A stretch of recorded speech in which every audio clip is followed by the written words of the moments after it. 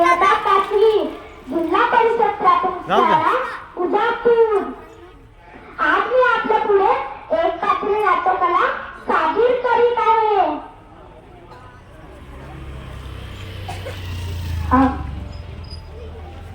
नमस्कार, या बसा. कसं येणं केलं? मुलाखत घ्यायची? घ्या. एक पाणी आण रे. मग विचारा तुमचा पहिला प्रश्न. काय?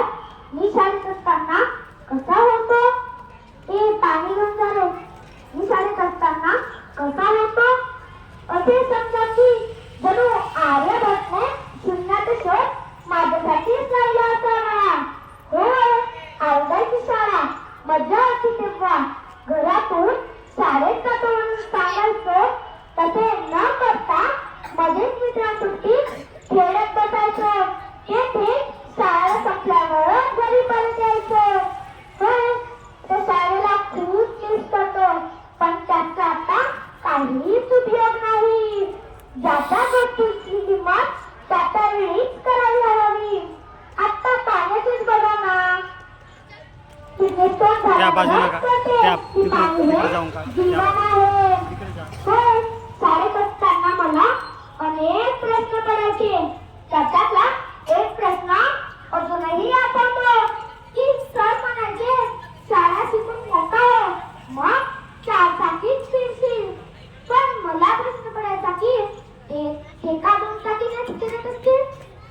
तसा मी शिकलो नाही. मात्र आता सरपंच झाल्यानंतर 4 चाकीतच फिरतो. सरांचे शब्द खरे केले मी. मित्र कसा असावा म्हणजे काय? अहो, परीक्षेने आपण थोडंही बघलं तरी त्यांना आपल्याकडे बघावं. परीक्षा झाल्यावर विचारात पडायचो की इथे पास झाल्यावर ना लवकर नोकऱ्या नाही, मग बाकीच्या पोरांना नापास का करतात? आधीच्या आणि आताच्या काळातील फरक. आता म्हणजे 5वी 6वीच्या मुलांच्या हातात मोबाईल आहे. आम्ही तर त्या वयात पेन्सिल मिळाली तरी खुश असायचो, कारण त्या काळात लेखी आणि काठी असायची. दुसरा फरक, आताची पोरं स्कूल बसून शाळेत जातात. मी तर 4 पावलं उचलून दिल्याशिवाय जात नसायचो. माणूस बुद्धिमान प्राणी आहे. आधी तो झाडे लावतो, झाडांना तोडतो, झाडांपासून कागद तयार करतो आणि त्याच कागदावरून तो झाडे तोडू नये. माणसाला जनावर म्हटले तर राग येतो, वाघ म्हटले तर अभिमान वाटतो. पण वाघ सुद्धा जनावरच आहे ना. माणसाने विजेचा शोध लावला, कारण तो आधी अंधाराला घाबरायचा. आता तो वीज काढून उजेडाला घाबरतो. माणूस जागजूड असेल तर म्हणतात कमी खा, जरा आणि बारके असेल तर म्हणतात घरात खायला नाही का म्हणून विचारतात. कुणी दुसऱ्यासाठी काही खर्च करत असेल तर म्हणतात काय दानशूरपणा दाखवतो. आणि काय कोणासाठी खर्च करत असेल तर म्हणतात काय कंजूस माणूस आहे हा. कुणी स्वतःसाठी मेहनत करत असेल तर म्हणतात लईच कामाची आग आहे. आणि दुसरा काहीच करत असेल तर म्हणतात त्याच्याकडून काहीच होणार नाही, गडबड मोकाटच फिरणार. निवडणुका आल्या की नेते जनतेच्या पाया पडते. एकदा निवडणुका गेला की जनता नेत्याच्या पाया पडते. कसे म्हणतात की गावाच्या विकासामध्ये लक्ष नाही, लोकांचं कामच आहे बोलणं, ते बोलणारच. पहिला माझ्याकडे 5 एकर जमीन होती, ती आता 50 एकर केली.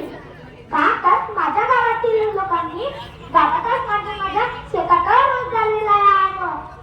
शहरात कामासाठी जाऊ नये. पहिल्या भागात फ्लॅट नव्हती, मी माझ्या घरात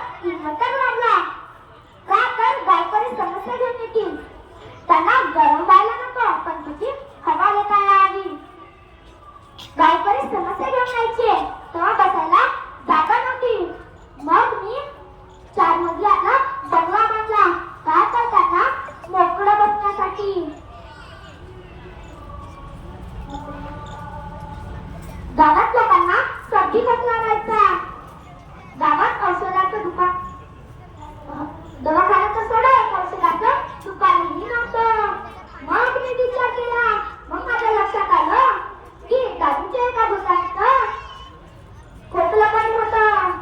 मग मी गावात आपलंच माणसात पाहिलं आणि लोक म्हणतात त्यासाठी काहीच करीत नाही. मी जरी 4 वर्ष तरी काहीच करीत नसलं तरी पुढील येणाऱ्या निवडणुकीच्या आधी एका वर्षातच सर्व काम झपाट्याने करतो. सरपंच म्हणून मला माझ्या कर्तव्याची जाणीव आहे. काय माझ्या इथल्या चांगल्या मुलाखतीसाठी कामगिरीसाठी मला धरून मारायला पाहिजे? नको रे बाबा, मला कुठलेच सत्कार नको.